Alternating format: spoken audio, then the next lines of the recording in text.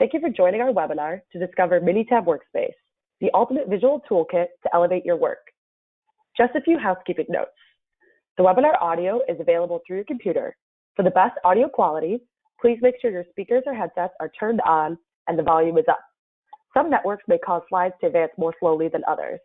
You might need to log off your VPN to help if you see that issue. The webinar is being recorded. We will send the presentation recording by email afterwards, so no worries if you need to drop off or want to review anything later. Please feel free to enter questions at any time during the presentation in the questions pane on your right. Note, however, that Q&A with our presenter will be held at the end. Please know that we do capture all questions and will do our best to answer them. We will also be sending you a couple questions after the webinar is over, so we'd appreciate it if you could take a few minutes to answer those. Now, I'd like to introduce you to our presenter today, Mindy Tomlinson.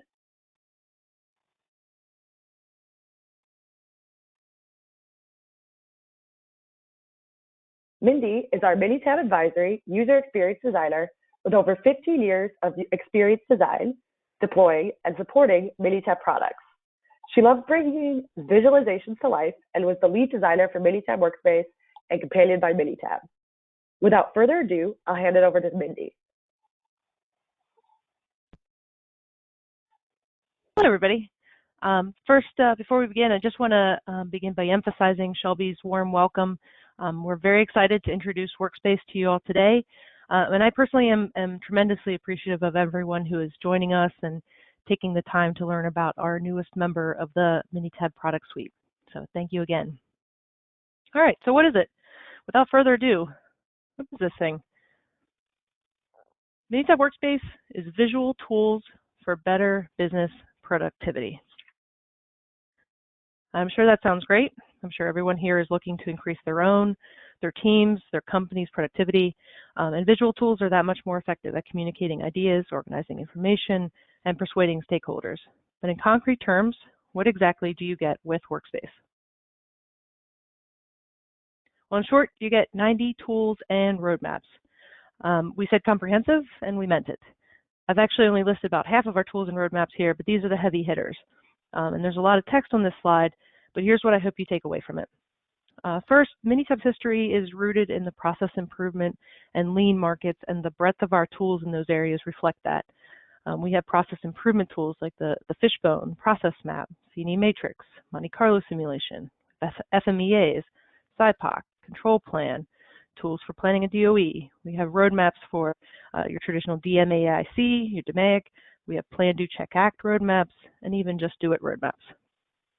We have lean tools like the Value Stream Map, the A3, the Work Element Time Study, 5S tools, Quick Changeover tool, the Gemba Walk Interview Sheet, which is one of our newest additions, and a full Kaizen event roadmap.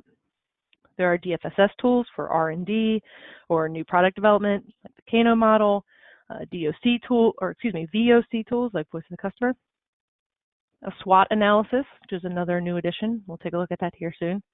Critical 2 trees, House of Quality matrices as part of a full quality functional deployment template, and a CDOV or Concept, Design, Optimize, and Verify roadmap. There are project management tools like the Gantt chart, a form for capturing meeting minutes, stakeholder analysis, the RACI, action plans for tracking action items or tasks, and tools for assessing project risk.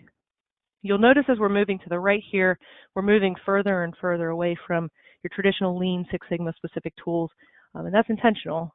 We know that even if you do work in continuous improvement or operational excellence, like I imagine a lot of you do, you likely have a broad set of problems you're responsible for solving. And regardless of job title, anyone in an organization has use for an idea map to organize their thoughts and ideas, an action plan to organize their tasks and action items, an impact versus effort matrix to organize their priorities. We understand you may come to Workspace because you're looking for a very specific tool, but we want you to stay for the whole shebang because Workspace can become your go-to for visual tools that help you be more productive in your work, no matter its nature or its audience.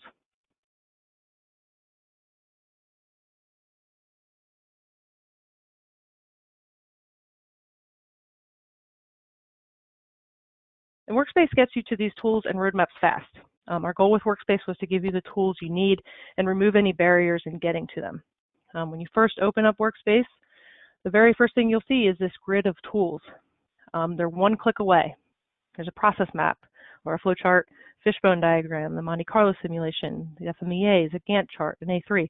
This is just a screenshot you see in front of you right now, and we'll get into each of these tools in the product in just a few minutes.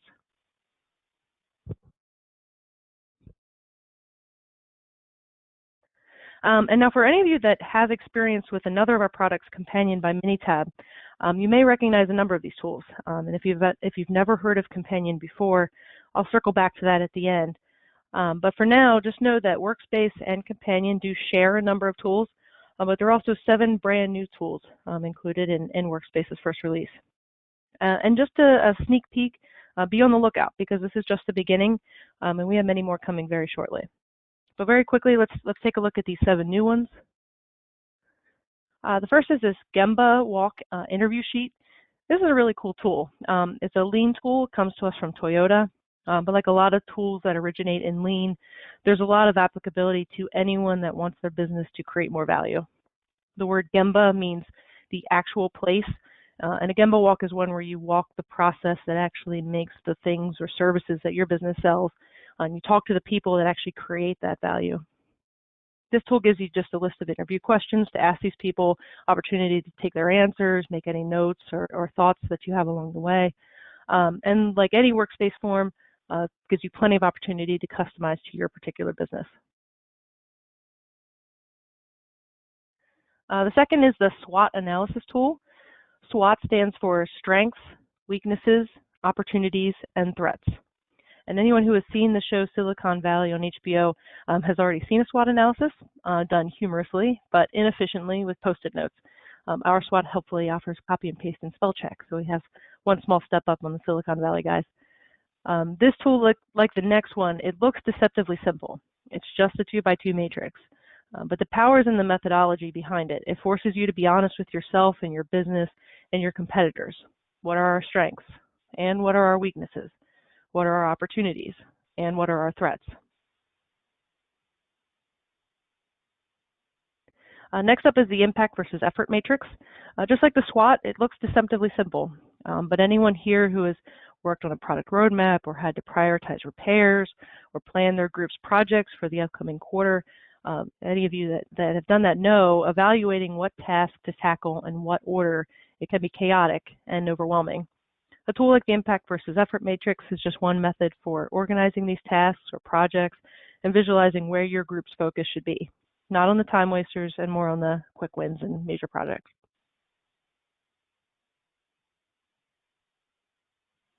And finally, the 4 new FMEAs.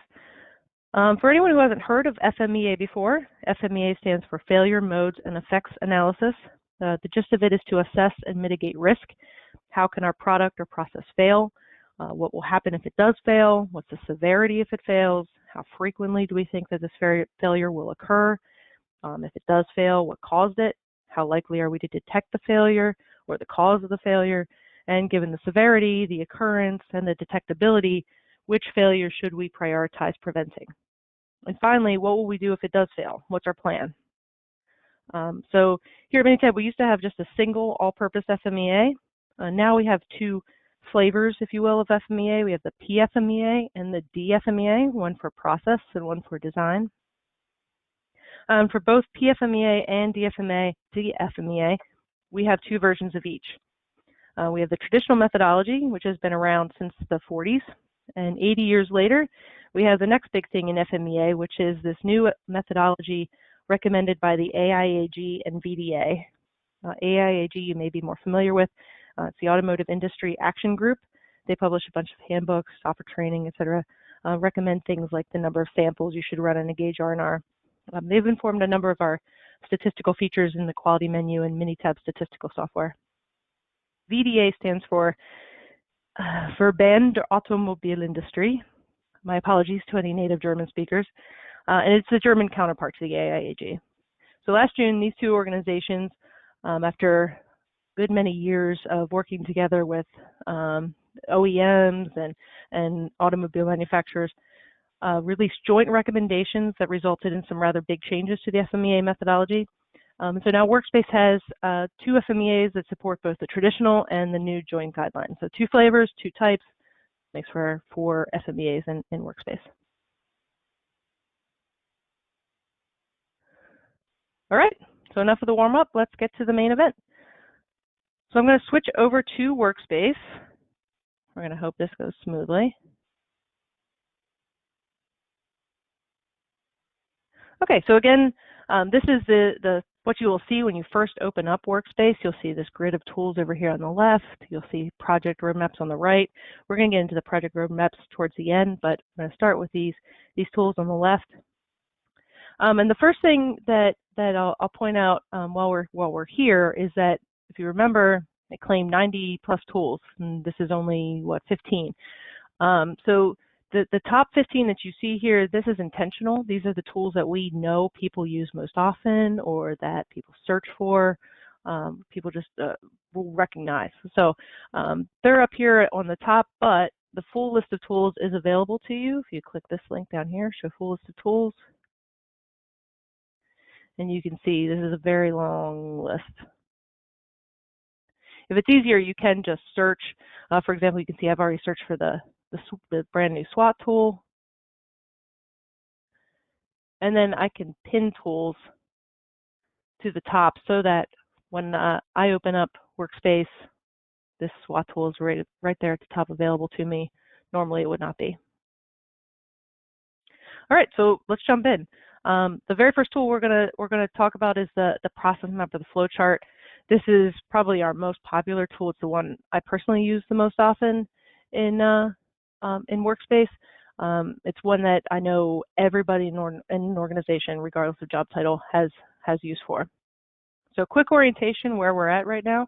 Over here on the left, you'll see this is our what we call our project manager. It's just your navigation.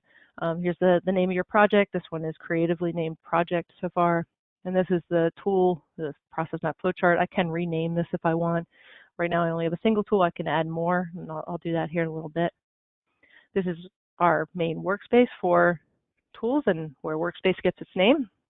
And on the right we have the task pane where I can attach shape or data to our shapes. And again, I'll show you that in just a little bit. First thing we need to do is add a shape. So up here in the top left, this is our gallery of shapes. Here's the process shape. If you hover over these, you'll see their actual names. I don't know about you, but I almost exclusively use the process shape, otherwise known as the rectangle. There's my first shape. Now, I just clicked on the shape up in the gallery, and I clicked on my process map, and there's my shape. I'm going to start typing. I'm going to, again, creatively name this thing Step 1. And now I'm going to add additional shapes. Now I could go back up here, click again, click back down again, but I'm impatient, and so what I like to use is our quick connect tool. So if I hover over the shape, little triangles that stick out on all 4 sides, and if I hover over one of those, I get a mini gallery that I can add right to my shape that I've already added. And if I don't even pick from the gallery, I just click on this triangle real quick, it will just add a shape that I'm already using right there. So it added another process shape. So let's add step 2. Now we have a decision to make.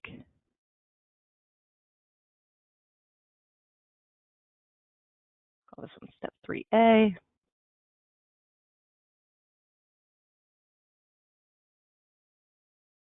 And step 3B. Okay, and now these connectors that you see here, these between the shapes, they are dynamic. So if I move these shapes around, the connectors will move with it. You can see you can even get a little bunny hop there. If I click on the shape, or excuse me, if I click on the connector, you see I get these little red dots. I can change where the connector joins with my shape. So perhaps I want it on the side here. That makes for a little neater of a diagram, so I'll do that. I can also choose the middle here, and the middle is kind of a funny one. It will basically just find the shortest path between this shape and its connector shape and the terminal shape, and it will move around the shape, which some people like. I like to have it right in the middle. I think that's nice and neat looking. And then I can add text directly to my connector. So let's say this is where I go if I have a yes. I'm clicking on that connector. Here's where I go if I have a no. I can move the text up. I like to have my text right at the beginning, right near the decision. So I'm going to do that real quick.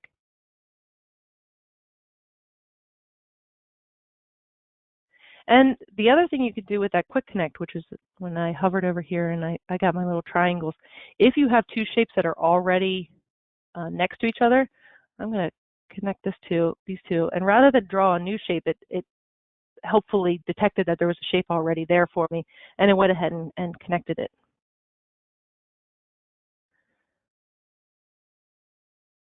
Now the text on here, you can see these shapes come out as one size, but let's say my step here has a really long process name that takes up a lot of space. You can see my shape grew to accommodate that text. If you're like me, I tend to be a little persnickety. I like all of my shapes to be the same size. So in that case, I'm going to look at the shape that's going to dictate size. In this case, this one is taking, has a lot of text. So let's make this a good size. And then once we have that, now what I can do is I can select these other shapes. So I clicked up here. I'm holding down the Shift key on my keyboard, and I'm clicking other shapes. And now up here, I have this option to make same size. I can make them the same height, the same width, or both. And if I do both, something interesting is going to happen. Wait, it went back to the shape, to the size it was. And the reason for that is because when you have a bunch of shapes selected and you choose to make them all the same size, you have to tell them which shape is kind of in charge, which shape to listen to when it comes to making the same size. So I'm going to undo that. That's up here in the corner, or Control Z. And let's try that again. This time I'm going to select all of my tools using the lasso. So I'm going to click, and now I'm holding, I'm dragging, and I'm selecting a bunch of shapes. So now again, this shape is in charge. It has the blue corners on it. So I'm instead going to click down here. I want this one to be in charge. I want this one to dictate the size of all the other shapes. And now we're going to try this again. And now they're all the same size. So now they're all the same size. That's great. But now you can see my alignment is a little out of whack. This decision shape got too big. So let's move some things around here. We'll resize this decision shape back down to a reasonable size. So now you can see again, things are out of alignment. So another feature you can use to make your process map nice and neat is to align them. So here again, I clicked and dragged to select a bunch of shapes all at once. This one's in charge because it's got the blue line, and I'm going to align them in the center. Same thing with this one. That one I can just drag right over, but I could have aligned those as well. Okay, so this is a pretty basic process map, but let's say my process is actually cross-departmental, and I want to indicate that. So these first two steps happen up in R&D, and these steps down here at the bottom, they take part in engineering. So we're going to insert some departments. Now in Workspace, they're called departments and phases. And a lot of other applications are called swim lanes. So if you're looking for a swim lane diagram, in Workspace, they're called departments and phases. So I'm going to insert my first department. At this point, I only have a single department. All shapes have to be in a department if there are any departments. So it just put all the shapes in one department. Let's go ahead and add another one above it. This one is R&D. Click down here. Call this one engineering. Okay. And we need to move these top shapes up here. So I'm going to click and drag again.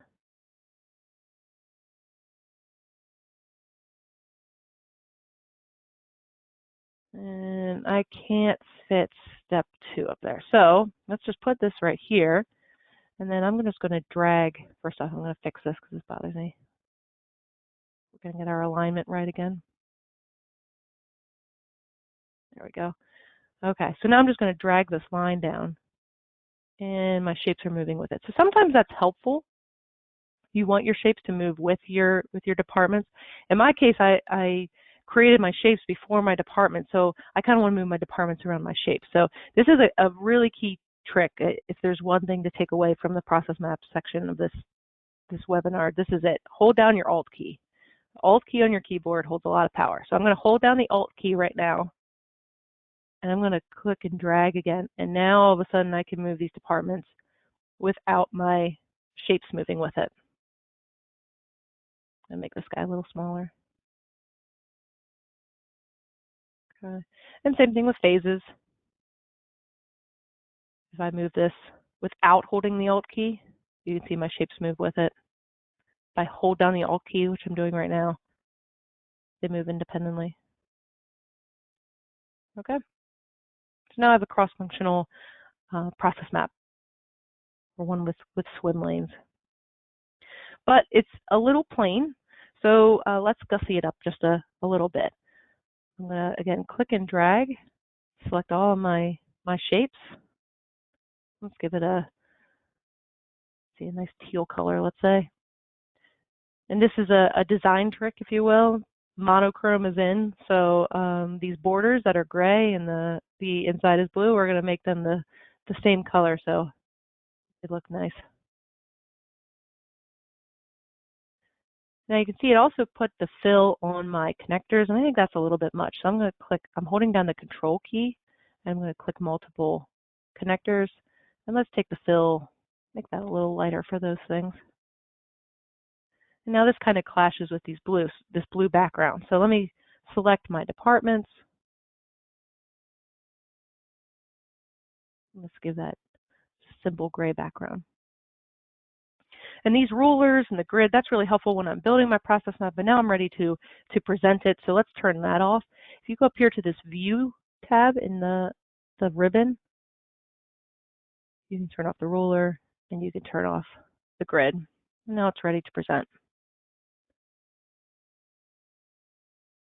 And in fact, if you want to even put it on, let's say, a PowerPoint slide, you could right-click and send directly to Microsoft PowerPoint.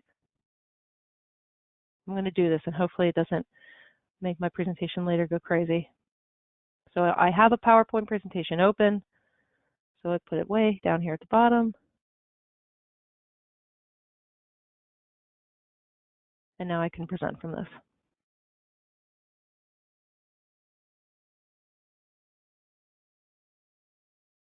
Okay, let's go back over to Workspace. Okay, so that's the process map, or the flow chart. Another big tool that's in Workspace I want to touch on quickly is the fishbone. So now I have a project.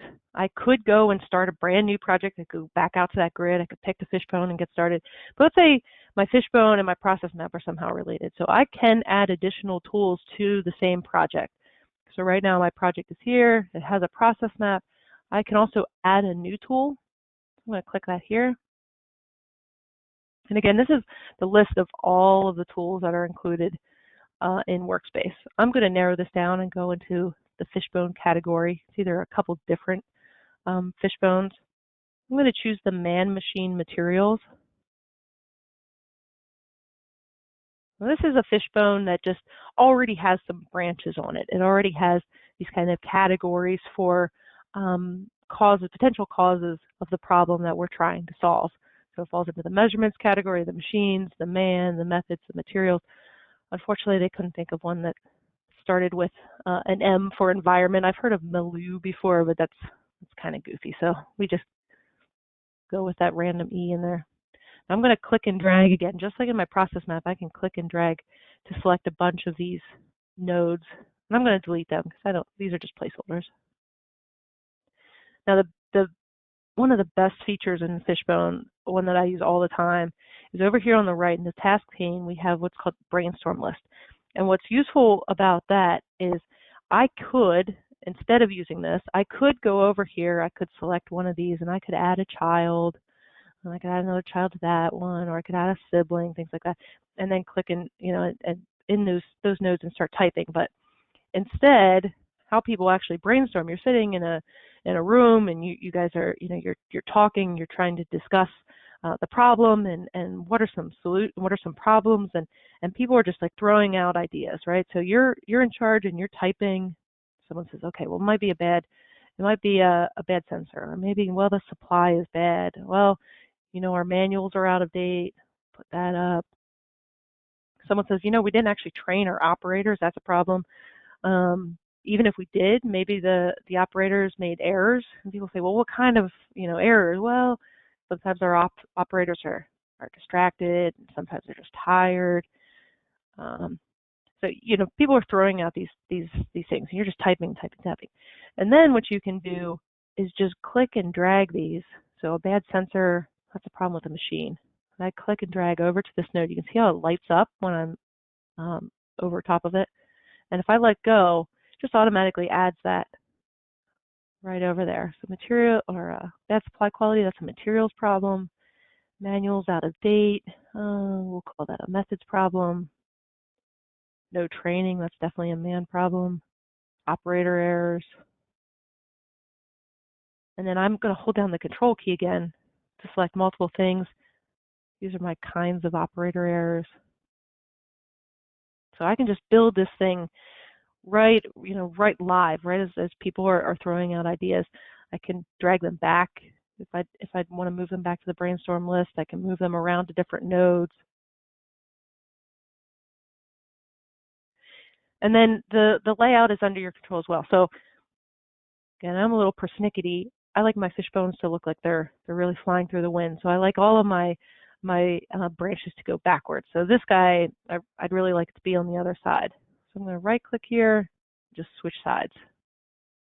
Now operator is over here. If I want this higher, you can see this little arrow. I can move that up there. So it's switch spots with no training.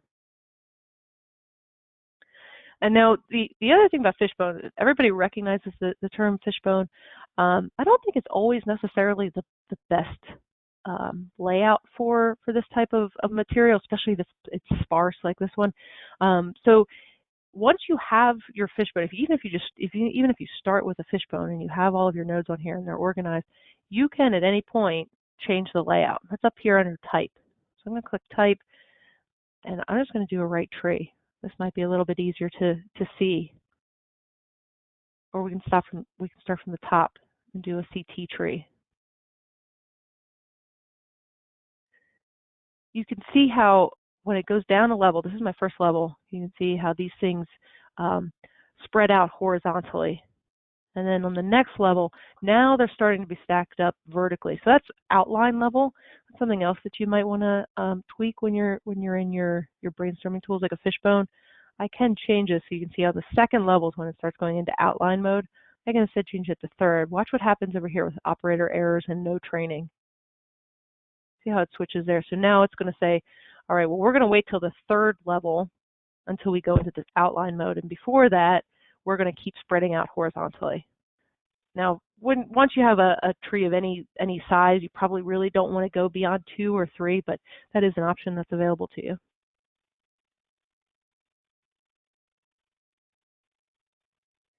So you're looking at these potential causes for a problem. You might want to prioritize them. So once you've got all of your ideas, now let's start to think about them. Which ones do we want to tackle first? You can visualize that right on the fishbone. There's a little priority option here. So we really want to take care of operator errors. That's a big priority. Training, let's say that's a lower priority. Say bad supply quality. Let's say there's nothing we can do with that. Let's just call it a priority of 5. And bad sensor, well, what does that mean? We can also add comments, and we can say test done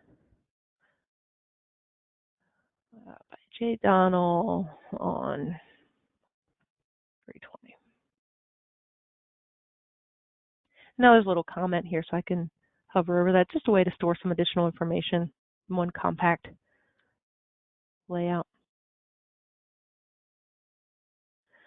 Okay, so a couple little things to show you here with this project manager.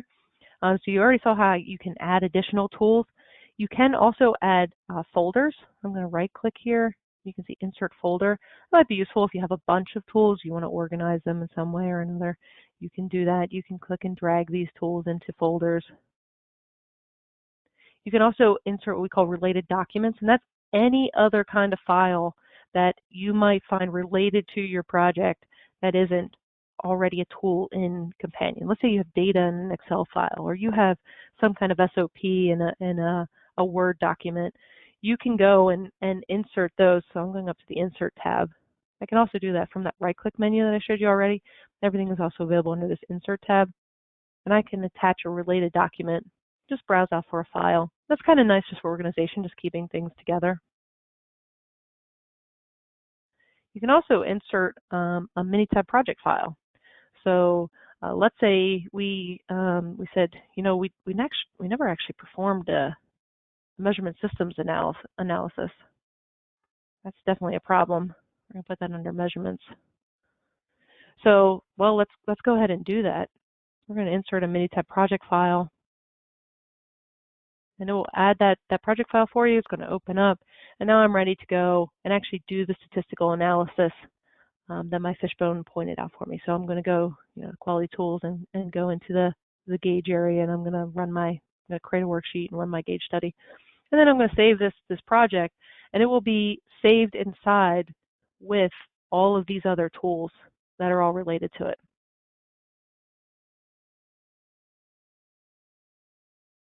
In one convenient little file package. Okay, so now I'm going to switch over to another project. It's already open that I've already filled out a bunch of tools inside it. This is just to give you a taste of some of the tools, some of the other tools that come with that come with Workspace. All right, so you can see my project manager has quite a bit more tools, and again, we'll spin through a couple of those really quickly. But before we go further, we talked about data on process maps before, and I just want to cover that really quickly because this is a pretty powerful feature. So process maps and flowcharts, they can be really nice and quick tools for visualizing information, but they can also be used to really analyze a process and capture the intricacies involved with it. So one of the things you can do in Workspace is you can have your shapes here, and you can actually attach data to them. So here I have a really simple process. I'm doing some kind of food safety process. And for each of these steps in my process, I have variables associated with them. So for receiving, I have an input variable of the supplier and an input variable of the weight, the weight of whatever I'm receiving. Here on this shape, on the RINs, I have an input of water usage. I also have an output of residue. And I can keep adding variables to my shapes. So here we'll go over here to this task pane.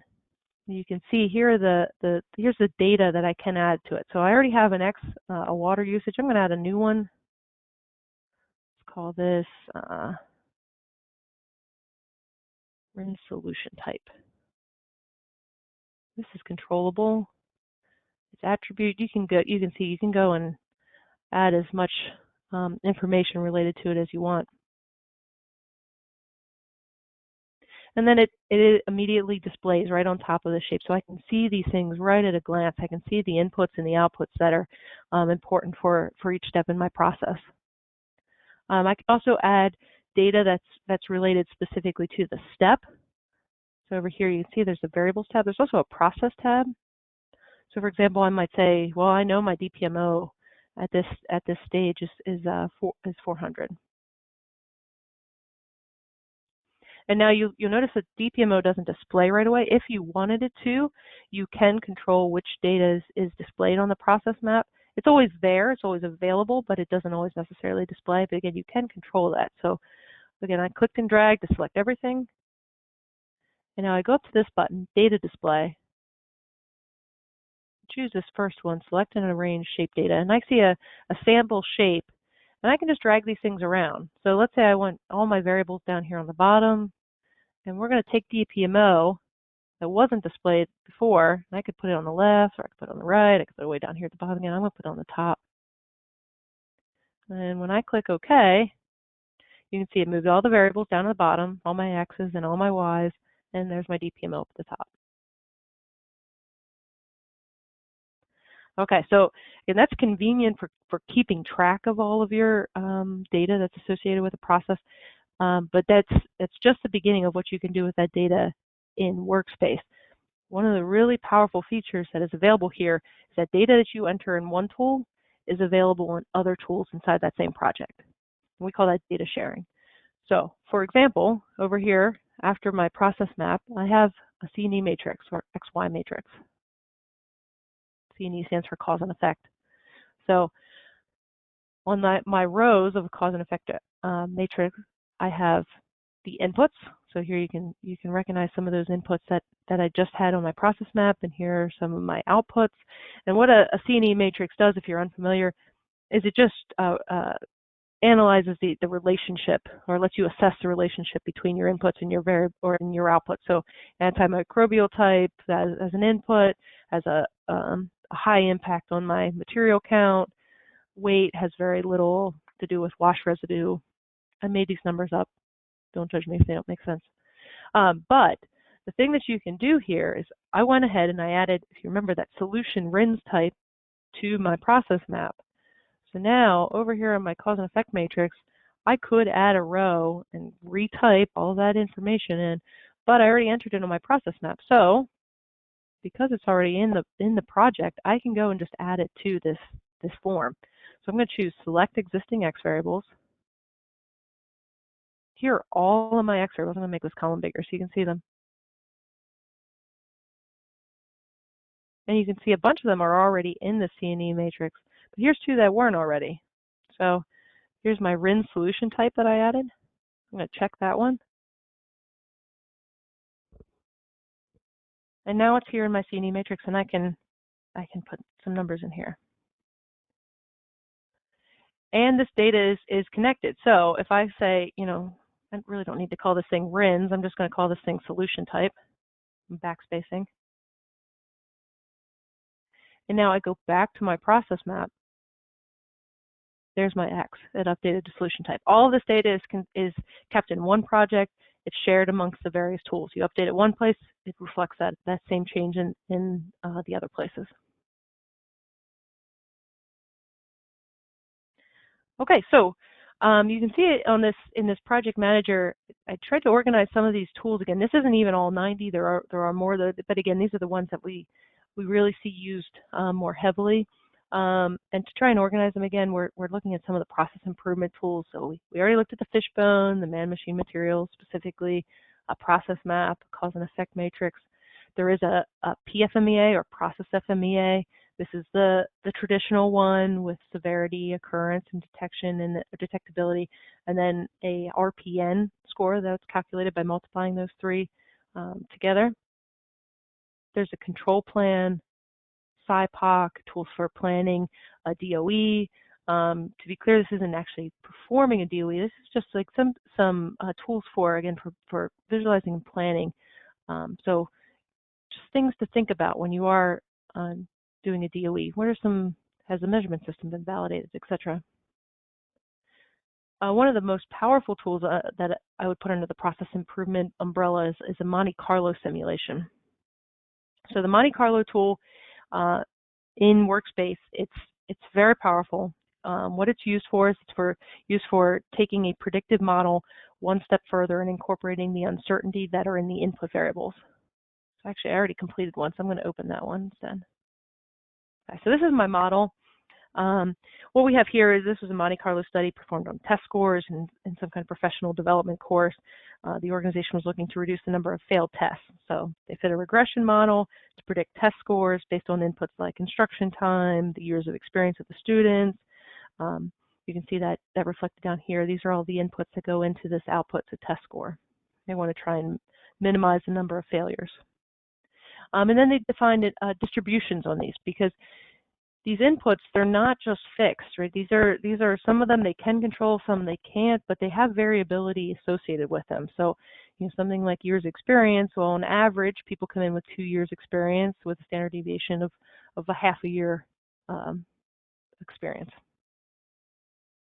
So we're going to take all of these distributions of these inputs, and what we're going to do is we're going to use simulation to predict what, on average, what we can expect our test scores, how we expect our test scores to perform. So this was a simulation I've already run. You could see, you could click here to run it again.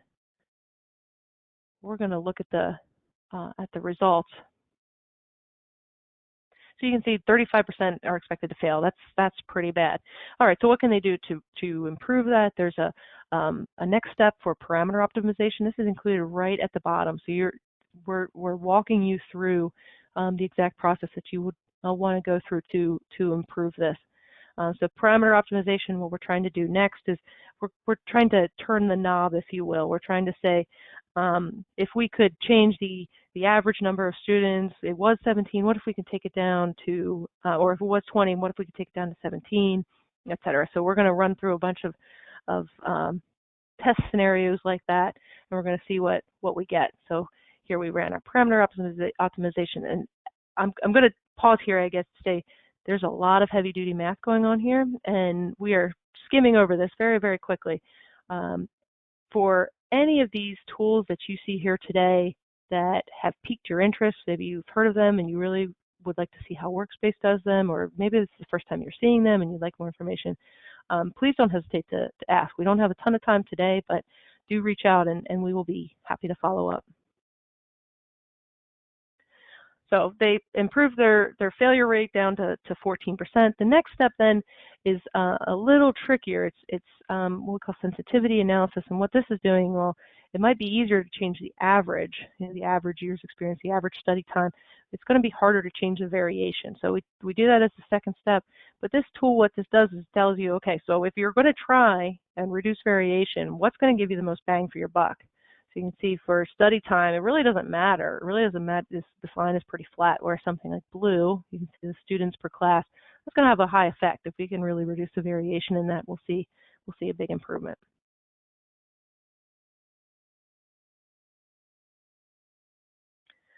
Okay, so other tools. We have a bunch of lean tools. Some of these we've talked about before. We have a value stream map. This has a timeline included at the bottom. So if you haven't seen a value stream map before, here are your process steps, and then inventory in between your process steps. And the whole idea is trying to minimize the time it takes to produce the value in your organization. So this tool will go ahead and actually do all of these calculations for you. If I change any of these, let's say it's 50 instead, 55 instead, you can see it. You can see everything updated for me. There's a tack time calculator up here. So if I put in my demand, you can see that I need to produce 1.78 pieces per hour if I'm going to, or excuse me, yeah, that's right, I'm sorry, if I want to meet my customer demand. So a lot of times you'll see value stream maps in pairs. So here's our current state. Now we make some type of improvement. You see there's shapes here. And add a Kanban burst to really draw attention to the areas where we want to improve. Then we have tools for comparing those value stream maps. So here's our current state. Here's the future after we improved it. What kind of improvement do we actually gain? We have tools like an A3, just for organizing a project. We have the Gemba walk interview sheet, which we talked about before. Work element time study. So you're trying to assess what's the average time it takes for each step in a process. Here they're doing important work, assembling sandwiches. 5S tools, quick changeover tools, waste analysis, etc. Here's some of the tools for organizing and executing a project. Then we have a Gantt chart. Here's a meeting minutes form. I know this doesn't seem like a lot. This is a really popular tool. We see it used all the time. And it's kind of just a nice form for organizing what can sometimes be a mess of information, just agenda, who was there, what are the tasks.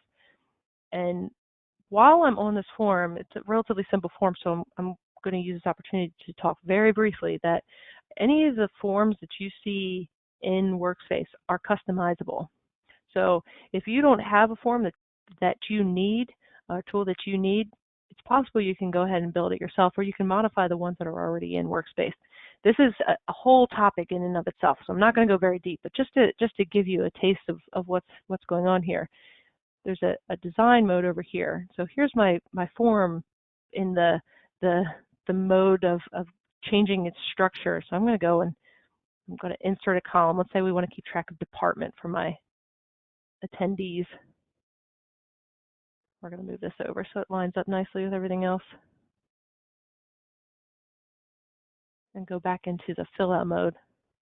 Now you can see my table has, I can put additional information related to my attendees in here.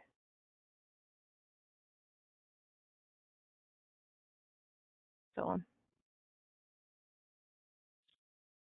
Okay, so again, executing a project, we have a stakeholder analysis, who's got a lot of interest versus a lot of power, whether they're adversarial versus supportive.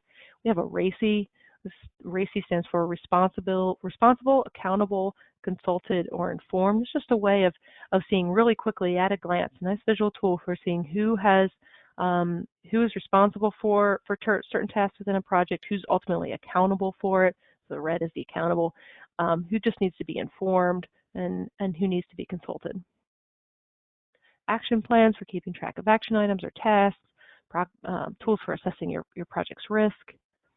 We have root cause analysis tools. There's an idea map, 5 whys tool you might be familiar with. Here's some more fishbones, 4S, 8P. We have some decision-making tools. And again, we're moving further away from the tools that are specific to Lean Six Sigma or operational excellence or continuous improvement. These are just visual tools for making you more productive. This impact versus effort matrix we looked at before, just these quadrants for organizing your information, a project prioritization matrix. This is a little more involved. So this is kind of one step up from the impact versus effort. Let's take a look at what's going to go into doing these projects. And then we have a nice graph for seeing, okay, well, by their value, this project is the one we want to undertake.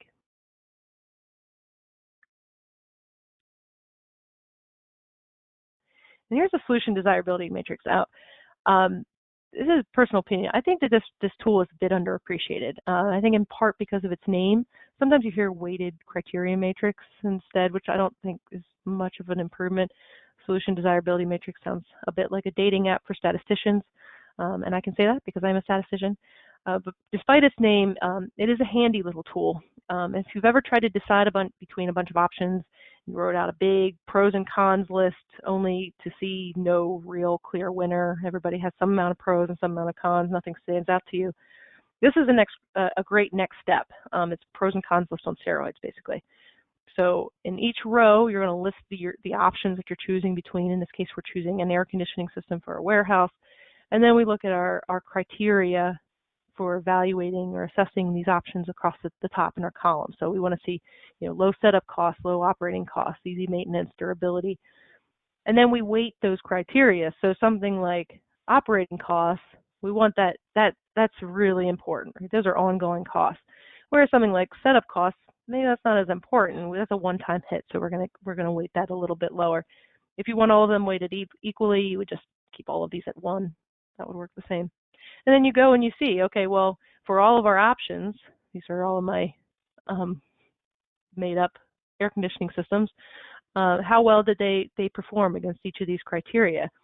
And the form does all of the math for you, gives you this nice Pareto chart that even your boss can understand, that shows you which solution is going to be the best one for you. So in this case, it looks like the BNS, that's the Bell & Sons Arctic Blast XD.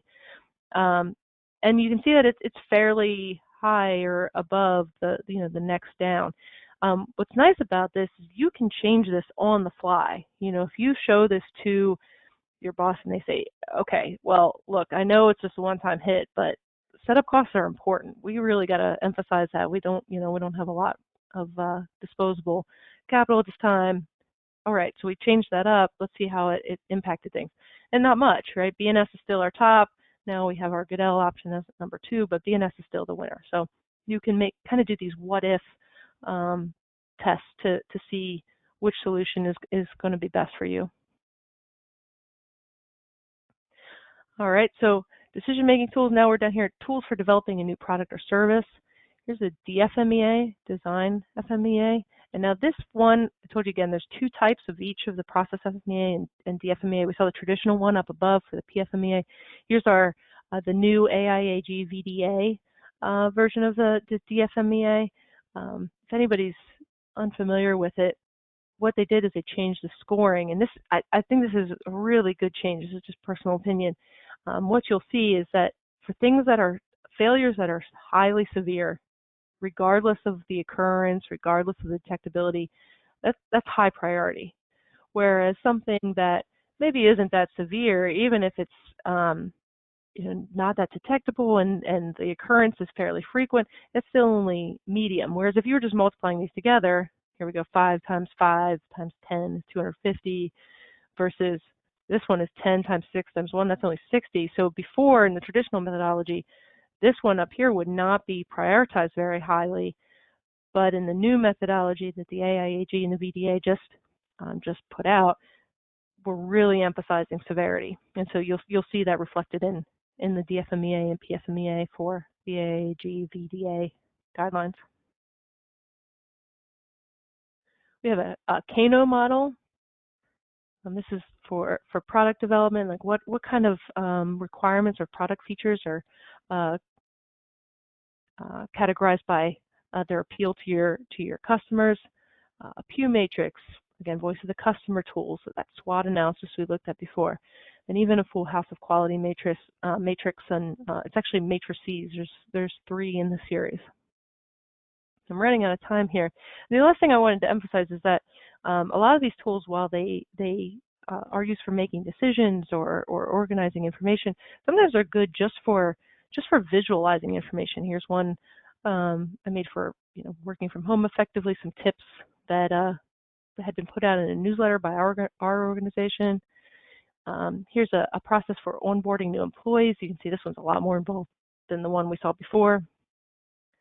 This is a real process map one of my coworkers made for it. She was trying to figure out how to kind of think about distributions and using a kind of decision tree approach to thinking about them. And lastly, this is one that I made for myself. My sister asked me to check on her cats when she goes away on vacation. She has very specific instructions. So this gives me a really quick, punchy, here's the things that you need to do when you're checking on these adorable cats. Okay. So that was very quick. I know we went through those tools very, very quickly. I'm going to head back over to the presentation. I know we're actually running a little bit over. I hope you all stay. We're happy to stay as long, a little bit longer too, to answer questions. Okay. So real quick, I did say at the beginning about companion, and you probably heard me mess up throughout the middle and refer to or mistake Workspace and Companion a couple times. So what are those two things if you haven't heard of them before? So they do share those tools that we saw in the desktop there. The difference is that Companion goes way above and beyond. It's cloud-based. It is a package used for managing your projects. It has a dashboard. It has governance, so standardization, rules about required fields and notifications. It has workflow with phase gate approvals and reviews and things like that. Whereas Workspace it's nimble, it's lightweight. It's the tools that you saw there that we just went through, easy to access in one quick desktop application. Okay, so we started this with visual tools for better business productivity. Hopefully we've shown you what that means in a little bit more concrete terms. We've already talked about the 90+ tools, including 77 new functional visual tools. So we hope that they are visually appealing, but on top of that, they actually do work for you. That C&E matrix that we walked through, we've seen C&E matrices that had 100 rows and 100 columns, right? And it's easy to put together a matrix. You can make a picture of a matrix relatively easy in a lot of different packages. But where we think Workspace really shines is in the power underneath those pictures. The data sharing we talked about, it's going to do the work for you to help you make better decisions, make you more productive in your work. And finally, roadmaps. Workspace is focused much more on tools whereas Companion is focused much more on projects. But if you do want to execute a project, if you do want to do a DMAIC project, you want to do something like a plan, do, check, act, or you want to do a Kaizen event, Workspace does include those roadmaps for you to do a project, including a project charter and recording project savings, recording team members, all that kind of stuff. It includes those as well.